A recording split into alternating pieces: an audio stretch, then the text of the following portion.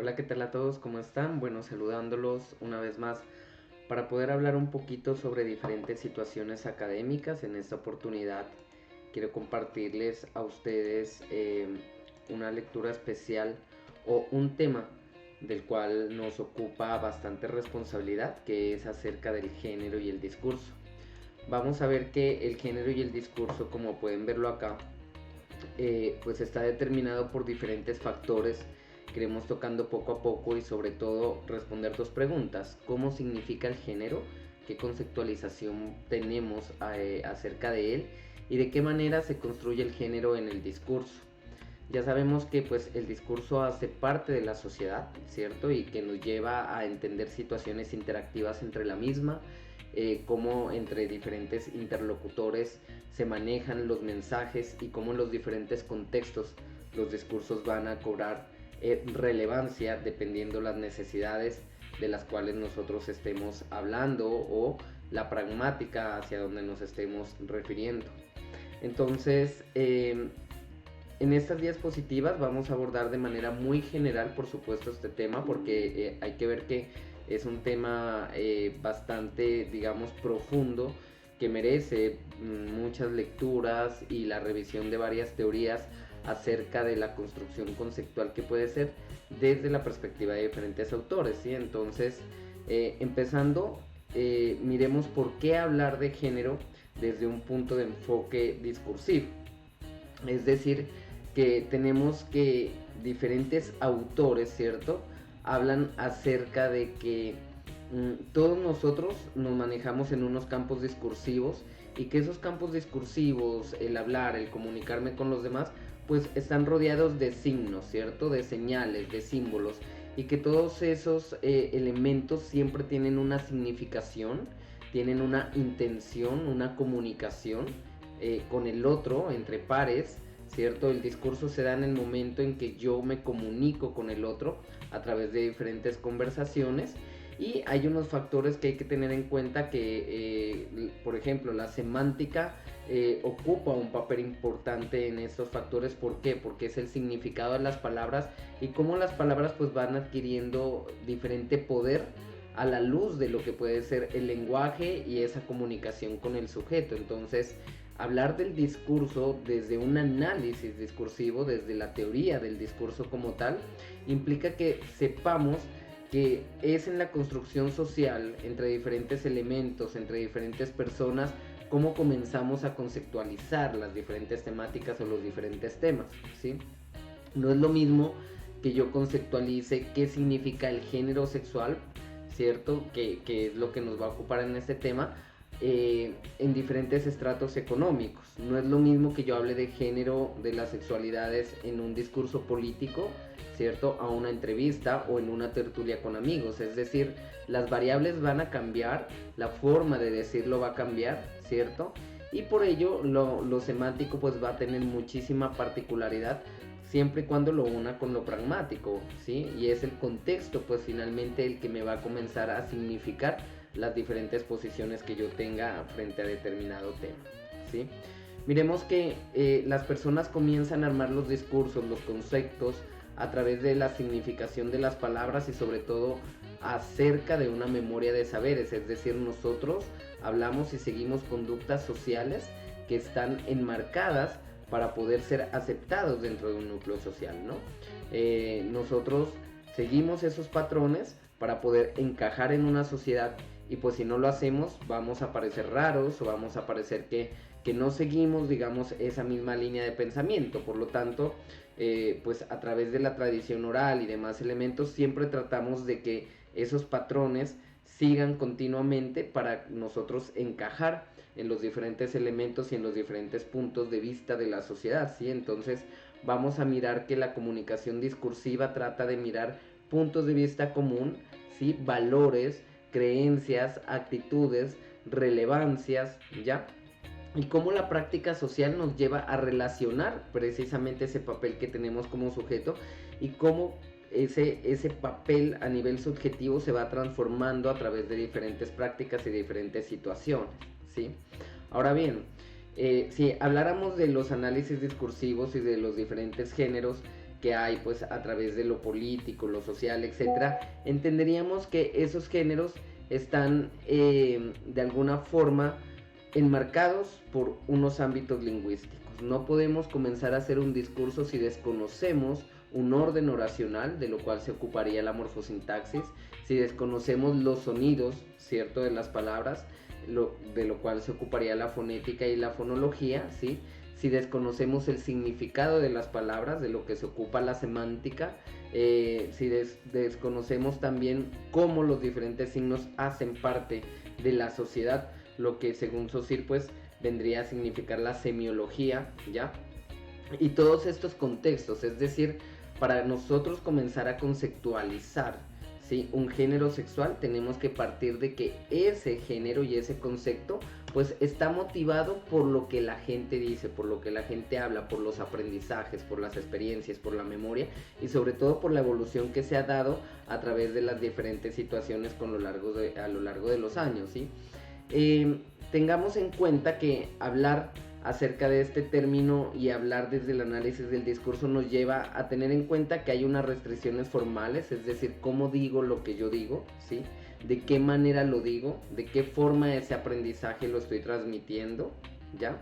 También tenemos las restricciones discursivas, y es que finalmente el discurso no puede ser un producto final acabado, según el autor que exponemos ahí en las diapositivas, ¿sí?, debido a que puede tomar formas múltiples de impacto. No es lo mismo un discurso en un periódico que en un comercial televisivo, ¿cierto?, que en un programa radial, que en una noticia, que en un programa de farándula. Entonces puede significar el mismo discurso, podríamos hablar de géneros sexuales, por ejemplo, pero me va a ir tomando diferentes formas a nivel de estas diferentes recursos que yo utilizaría para dar a comunicar los discursos, ¿sí?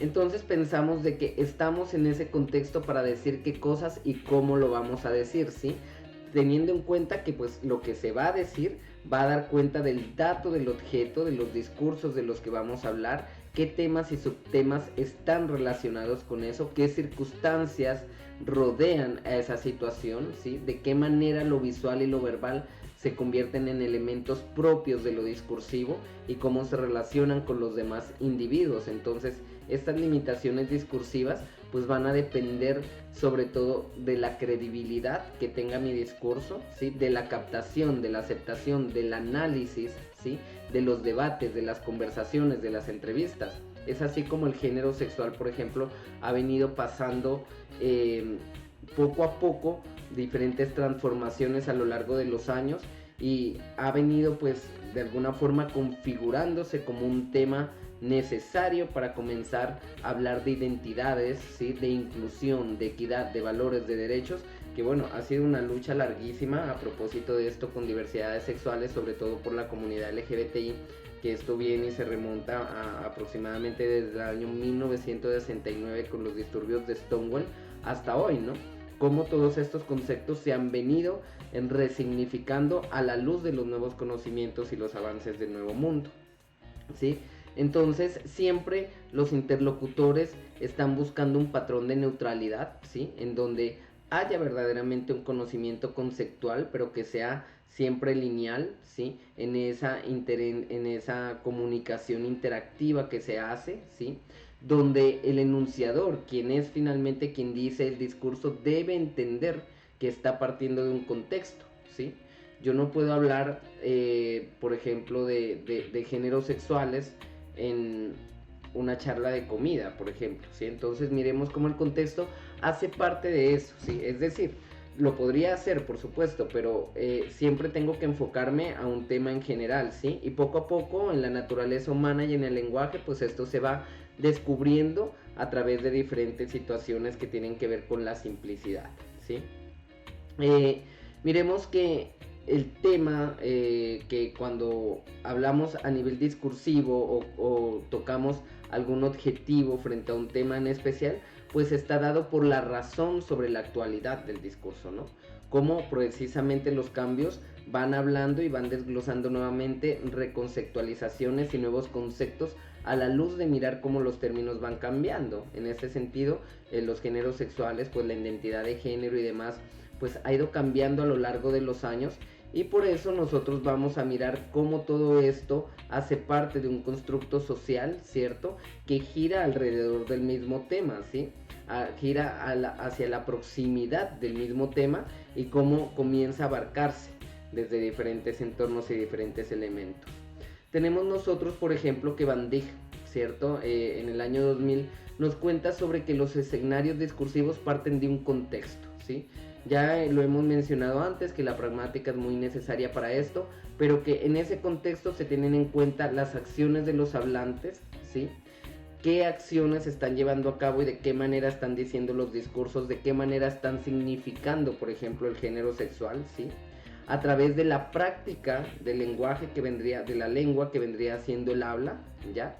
Que depende precisamente de los encuentros entre los interlocutores, ¿no? Del voz a voz, del conocimiento que nosotros tenemos en las diferentes charlas y cómo esto se vuelve una práctica social, ¿ya? Ahora, hay que tener en cuenta las diferentes jerarquías de acción en qué momento, es decir, en la sociedad se manejan discursos desde diferentes niveles, ¿sí? Un docente puede manejar un discurso acerca de los géneros sexuales, un estudiante manejará uno distinto de otra manera, un juez lo manejará de otra forma, un abogado de otra forma, un médico inclusive a nivel biológico lo puede manejar de otra forma, y esas jerarquías se van dando a nivel de las diferentes prácticas sociales y cómo precisamente vamos nosotros tomando nuestro papel discursivo de hablar de un tema en esos diferentes contextos, ¿sí?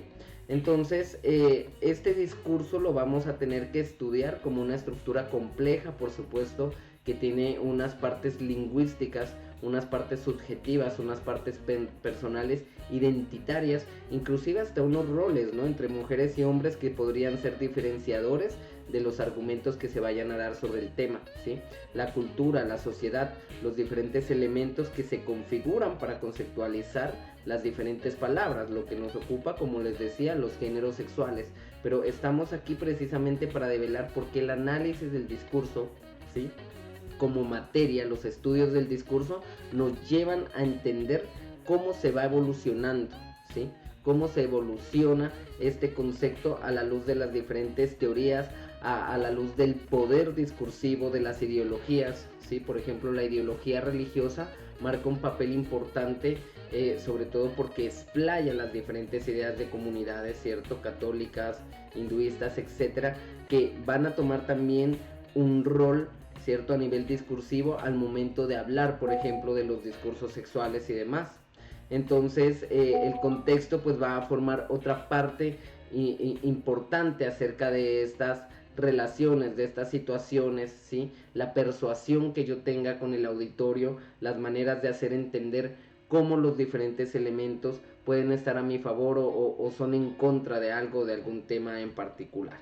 Ahora bien, ya entrando en materia, pues cuando nosotros comenzamos a hablar del género hay que recordar algunos temas importantes y es, por ejemplo, el sexo, ¿sí? Cuando hablamos de sexo nos vamos a referir a algo netamente biológico diferenciador, es decir, hombre o mujer, que se diferencian precisamente a través de sus partes genitales, ¿sí? Digamos que es una característica que viene a ser a nivel biológico, pero que igual se ha ido transformando con el paso de los años. Luego esto le abre la concepción al género y tenemos que autores apoyan de que ese género pues es una subjetividad que parte del constructo social.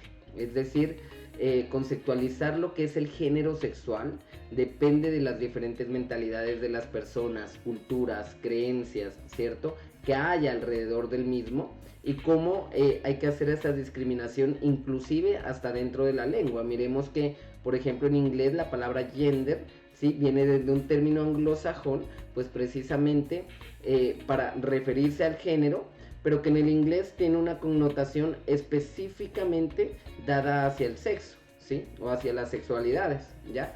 Pero en el español no pasa eso, porque cuando tú traes esa palabra hacia acá, hacia esta lengua, y hablas de género, pues te vas a dar cuenta que no sabes si estás hablando de género y número, por ejemplo, a nivel morfosintáctico, masculino, femenino, ¿sí? Si estás hablando de géneros literarios, de géneros gramaticales, ¿sí? De géneros discursivos, ¿sí? Y de otros géneros que comienzan a significar y de hecho a develar las razones por las cuales tal vez ha habido tanta polémica de que el español a veces no es tan inclusivo y comienza a discriminar entre el hombre y la mujer, ¿cierto? Entre lo masculino y lo femenino, ¿sí? De ahí que haya una complejidad, por ejemplo, para los hablantes nativos del inglés, de entender cómo esos géneros se proponen después de ciertos determinantes, ¿no? Es decir, la silla, la mesa, la cama, el sofá, etcétera, ¿sí? Entonces, si tú hablas con un habitante nativo en inglés y está tratando de hablar español, de pronto siempre suelen cometer estos errores comunes y decir la sofá, ¿sí? El cama, el mesa. ¿Por qué? Porque esa discriminación de género no existe en esa lengua y no la tienen marcada, ¿sí? Acá tú dices ellos y ellas, pero en cambio ellos dicen they are para referirse tanto a ellos como a ellas, ¿sí? O ellos son, dependiendo del contexto que se maneje dentro de la oración o dentro de la comunicación que ellos vayan a hacer, ¿sí? Entonces, miren que es algo bien necesario de entender y de develar. Ahora, hacernos la pregunta, ¿es el género algo que se ha construido, ¿sí? ¿O es algo biológico que simplemente se da, ¿sí? Entonces podríamos concluir que es algo que se viene construyendo a medida de los diferentes años y que una de las ramas que comenzó a usar este término pues fue la psicología, ¿no? La primera que comenzó a usarlo, y tenemos a Stollerer en 1968 que nos comienza a hablar de la identidad de género, ¿sí? ¿A razón de qué? A razón de que antes las personas que de pronto tenían hermafrodismo, ¿sí? Pues los médicos tomaban la decisión de tener el resultado sobre su identidad. Es decir, yo voy a determinar que esta persona sea hombre o mujer y le mutilo la parte fálica, ¿sí? O se la corto, o miramos si continúa con otras maneras, pero total era el médico quien determinaba eso.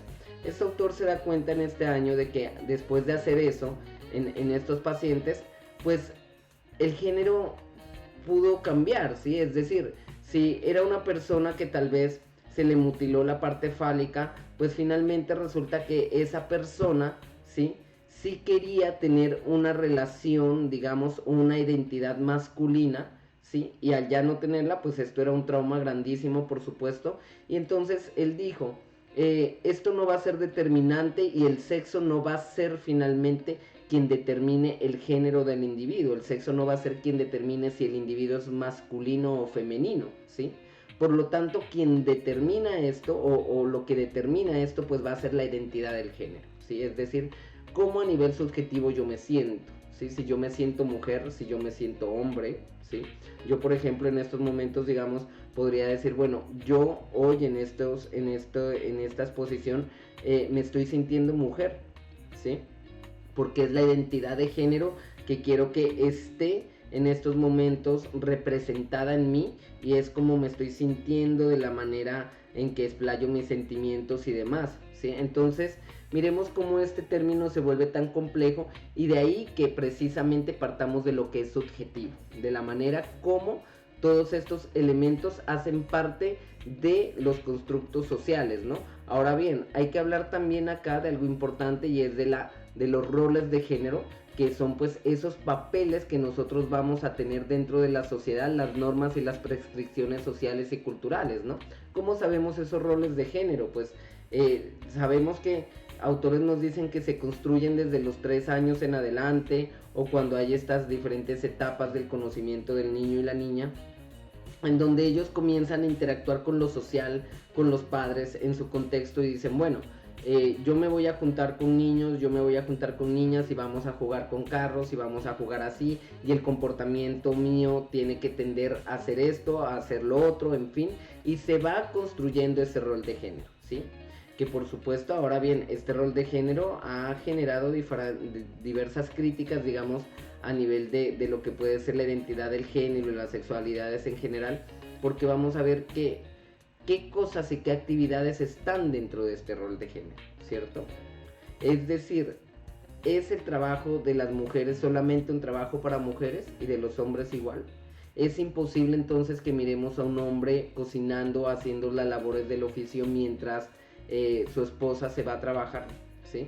Entonces hay que mirar que estos roles de género comienzan a cumplimentar también algo, o en gran parte lo que puede ser la identidad sexual, ¿sí? Porque si nosotros habláramos, por ejemplo, de una pareja de lesbianas, puede ser que su rol de género también esté experimentando algunos cambios dependiendo de la identidad de género que tengan, ¿sí? Estas personas. Puede ser que la identidad de género, fuera del sexo de la persona, fuera de que son mujeres, la identidad del género de una de ellas diga, no, yo soy hombre y me voy a sentir hombre, pero voy a conservar mi aspecto de mujer, ¿sí? En este caso, entonces, miren cómo los roles irían cambiando, porque diría, bueno, si mi identidad de género es ser hombre, entonces voy a tratar de que mis roles de género también sean de hombre, ¿sí? Hoy en día hay un término muy particular a esto que, por cierto, corresponde a llamarse cisgénero, ¿no? Cuando una persona pues lleva, ¿cierto?, el rol determinado, ¿sí?, según su sexo y las prescripciones sociales de ese rol de género. Es decir, si soy hombre me comporto como hombre, ¿sí?, sin importar mi orientación sexual. Es decir, que la orientación sexual comienza a jugar también otro papel adicional a estas situaciones de la identidad de género. Entonces, en mi orientación sexual yo puedo ser gay, puedo ser lesbiana, puedo ser transgenerista, a su vez travesti, transformista, transexual, puedo ser intersexual, puedo ser queer, puedo ser kin, ¿cierto? Y todo esto combinarlo con otros temas que ahora ya están en boga, como por ejemplo a la vez ser aesthetic, ¿cierto?, o ser andrógino, andrógina, bueno, etcétera. Es decir, todas estas sexualidades se van transformando de una forma muy particular y pues van transformando las diferentes sociales, ¿sí? Antes nosotros, a través de lo que es el género y la identidad, lográramos rotular, ¿no? Es decir, cuando un niño nace, entonces miramos sus partes genitales y decimos es hombre o mujer, ¿sí?, a nivel del sexo. Pero ¿qué pasa a nivel del género? ¿Sí? ¿Qué pasa a nivel de lo que la persona va a sentir luego en su identidad? ¿Se va a sentir hombre o se va a sentir mujer? ¿Cierto? ¿Cómo se va a identificar esa persona, esa identidad? ¿Sí? ¿Qué rol va a tomar? ¿Sí? Porque yo puedo sentirme mujer, pero puedo tener un rol de hombre. Es decir, todos estos constructos van cambiando a medida de la diversidad y a la luz de las nuevas teorías y de las concepciones subjetivas de las cuales las personas van haciendo sus constructos de conocimiento, ¿sí? Como el sujeto se va construyendo a través de diferentes percepciones y perspectivas de género, ¿sí? Es decir, esas perspectivas de género nos van a saber dar cuenta de dónde estamos mirando estos temas de las diferencias sexuales, de las diversidades sexuales, ¿sí?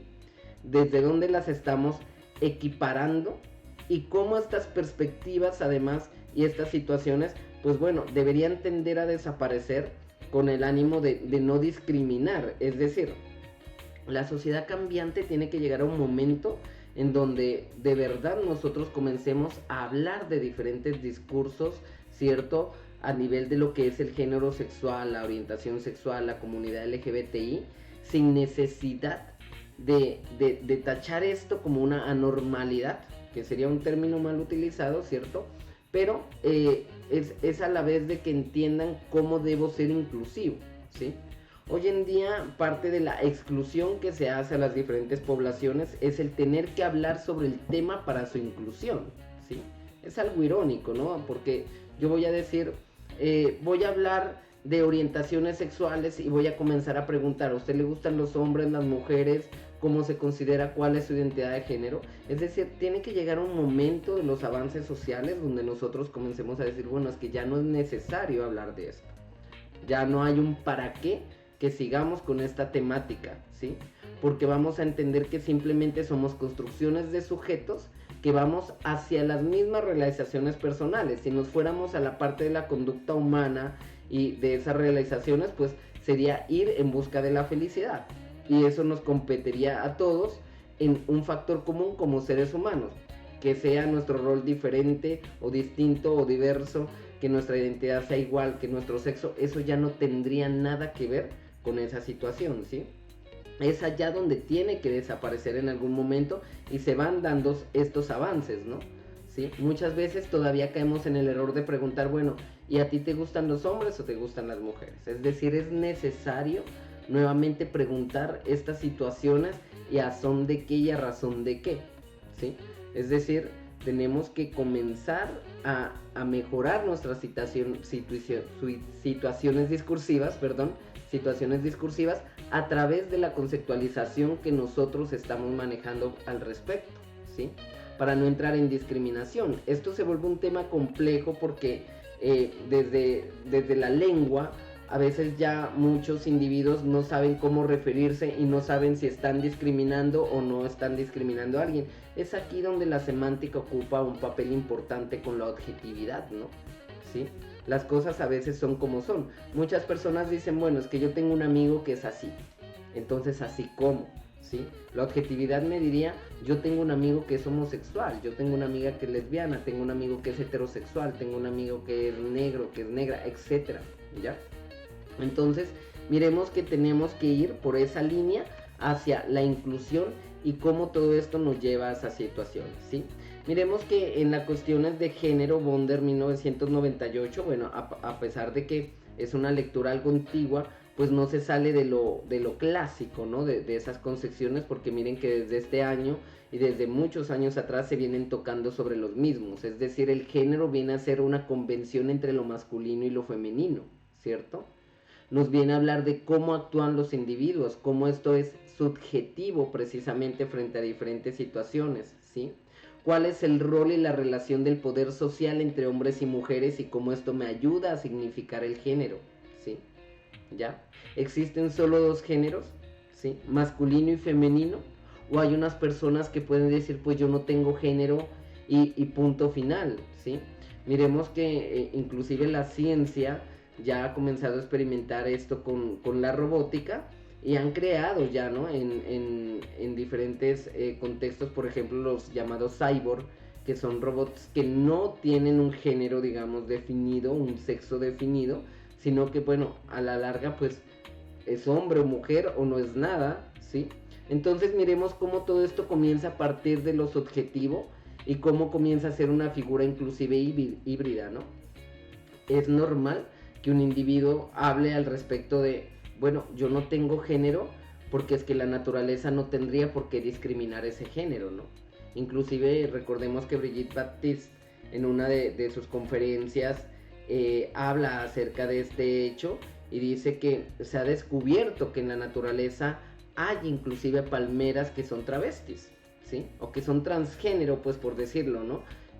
Perdón la palabra, porque igual pues no podríamos determinar a qué se refiere ese transgénero, pero miren cómo la diversidad es propia de la naturaleza, ¿sí?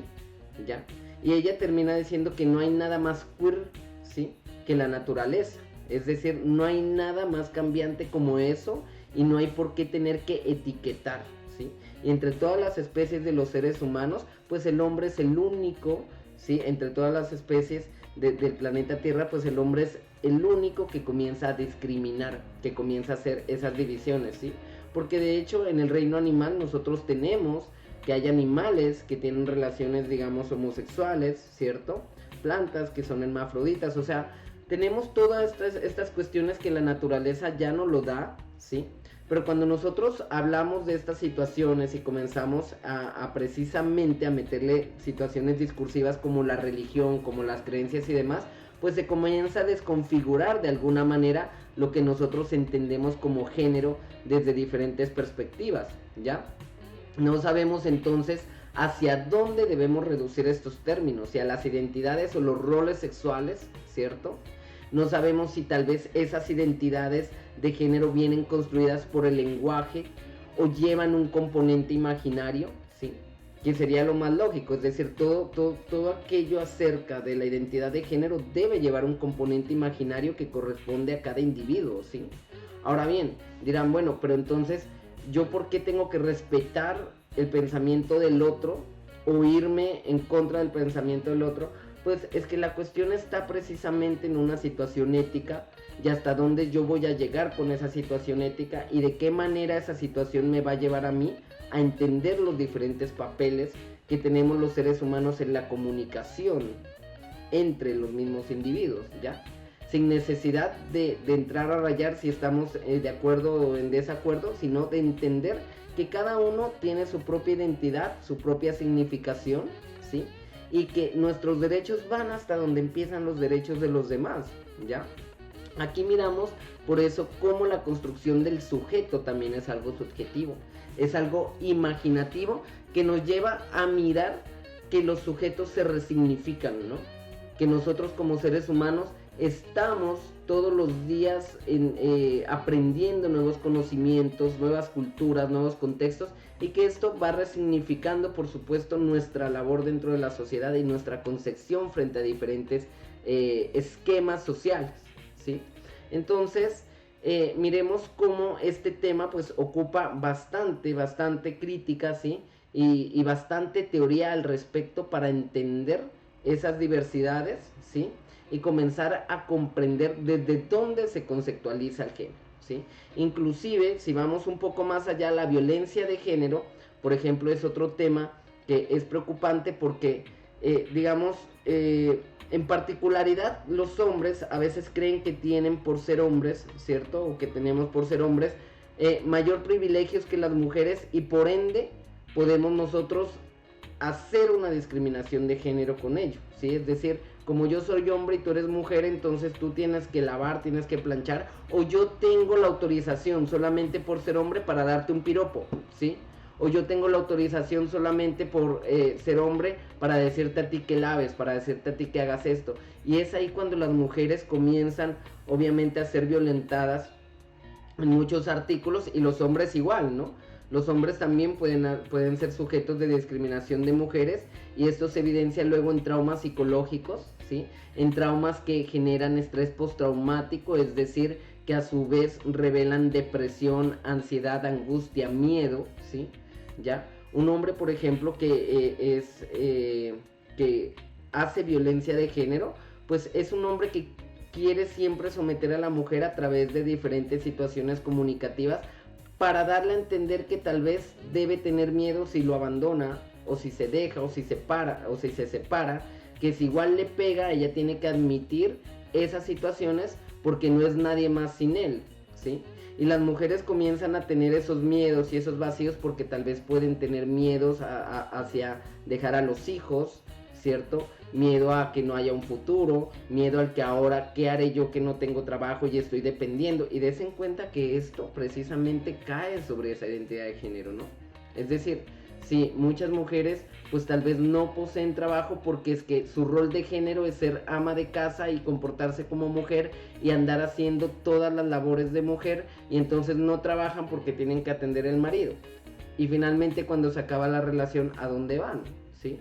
Y lo mismo puede pasar con los hombres, por supuesto, ¿sí? En la comunidad LGBTI inclusive se puede mirar esta discriminación, así sea entre una pareja, ¿sí? Heterosexual con una persona transgénero, ¿sí?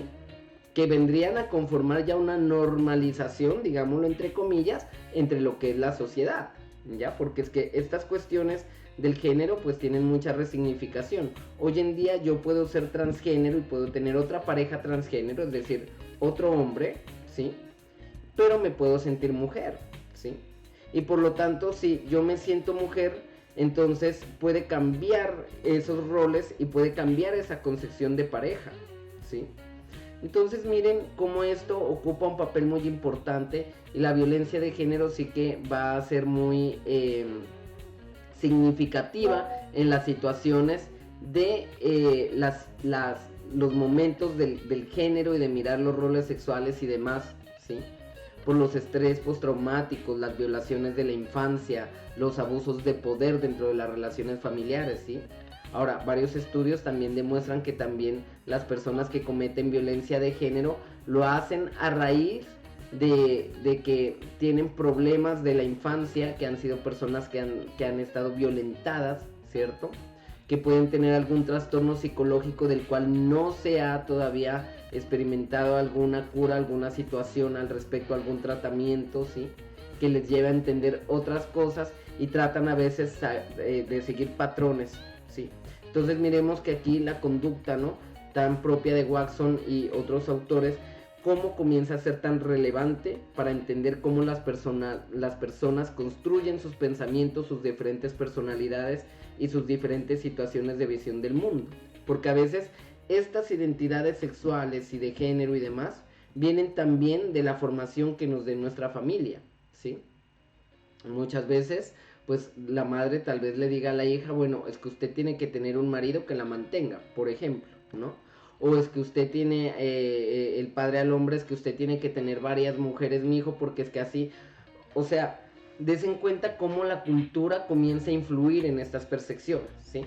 Yo creo que una ventaja de hoy en día es que esto ya está cambiando y que esto de alguna forma se está modulando desde otras percepciones, y por eso el análisis del discurso y lo discursivo comienza a jugar un papel importante, porque va comenzando a cambiar ese contexto y esas percepciones, ¿no?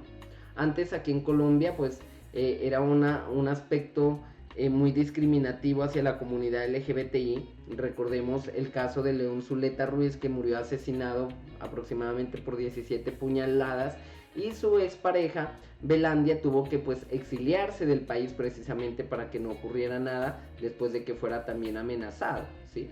Poco a poco la lucha LGBTI ha ido transformando estos pensamientos y estas situaciones, y cada vez se va asentando más a que el ser humano diga, bueno, yo respeto el pensamiento del otro y sé que el pensamiento del otro es importante, y entiendo que ese pensamiento, ¿sí?, es también una consecución de derechos, ¿ya?